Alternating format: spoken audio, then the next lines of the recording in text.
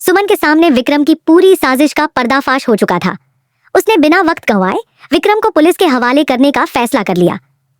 तीर्थ पर हुए हमले के बाद जब सुमन उसे गंभीर हालत में अस्पताल लेकर पहुंची तो वहां पहले से ही मीडिया का जमावड़ा था। हर कोई जानना चाहता था कि आखिर यह हमला किसने करवाया और इसके पीछे किसका हाथ है। मीडिया रिपोर्टर लगातार तीखे सवाल कर रहे थे, जिससे सुमन और भी ज्यादा परेशान हो रही थी। एक रिपोर्टर ने सीधे पूछ लिया, सुमन जी, क्या यह हमला आपने करवाया है? क्योंकि आपका और तीर्थ जी का रिश्ता हमेशा से तनावपूर्ण रहा है। यह सुनकर सुमन को गहरा झटका लगा। उसने खुद को संभालते हुए जवाब दिया, मैं तीर्थ के खिलाफ कितनी भी क्यों न रही हूं, लेकिन मैं उनकी जान कभी नहीं ले सकती। आखिरकार वह मेरे बेटे के पिता हैं। मैं यह सोच भी नहीं सकती कि उन पर जानलेवा हमला करवाऊं। लेकिन मीडिया इतनी आसानी से मानने वाली नहीं थी। दूसरे रिपोर्टर ने सवाल दागा, अगर आप बेगुनाह हैं तो फिर आप ही तीर्थ जी को अस्पताल क्यों लेकर आईं? क्या यह आपकी छवि सुधारने का एक तरीका है? यह सवाल सुनकर सुमन असमंजस में पड़ गई। वह समझ ही नहीं पा रही थी कि इन सवालों का जवाब कैसे दे। उसके दिल और दिमाग में एक ही सवाल चल रहा था, आखिर तीर्थ पर हमला करवाया किसने? तभी वहां देविका की बेटी रेवा आ जाती है। वह मीडिया के सामने बोल पड़ती है, मेरी चाची बेगुनाह है, इस हमले में उनका कोई हाथ नहीं है।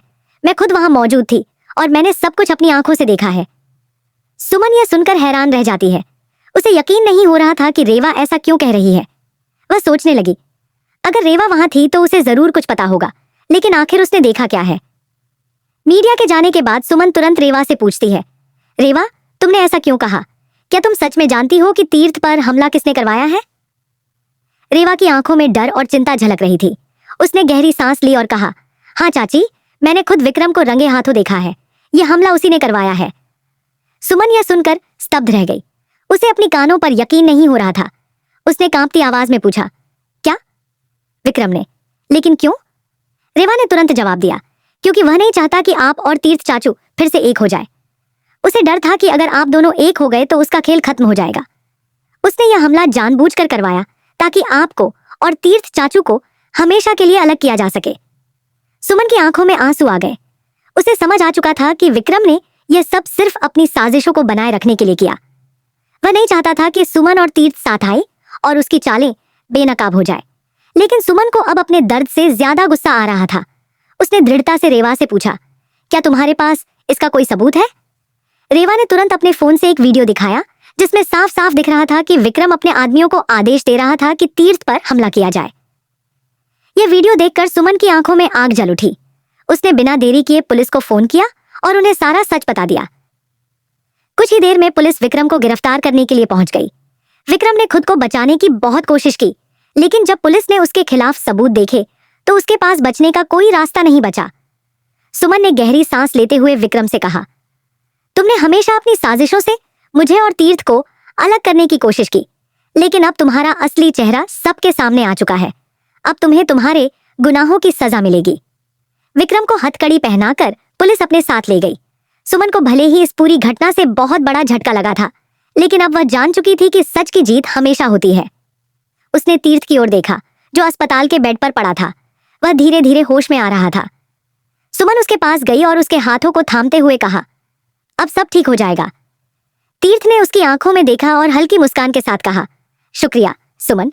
अब सुमन के सामने एक नई चुनौती थी, अपने परिवार को फिर से एकजुट करना और विक्रम के फैलाए जख्मों को भरना।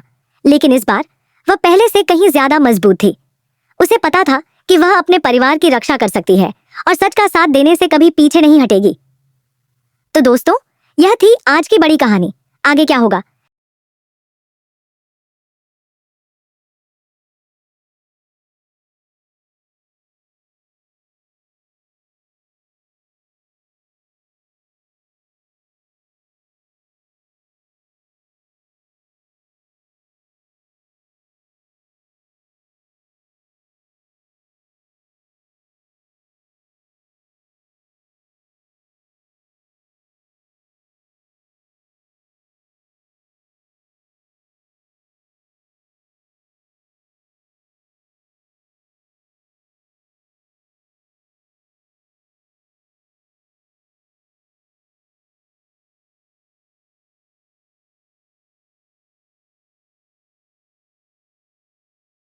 क्या सुमन और तीर्थ फिर से एक होंगे या विक्रम कोई और चाल चलेगा?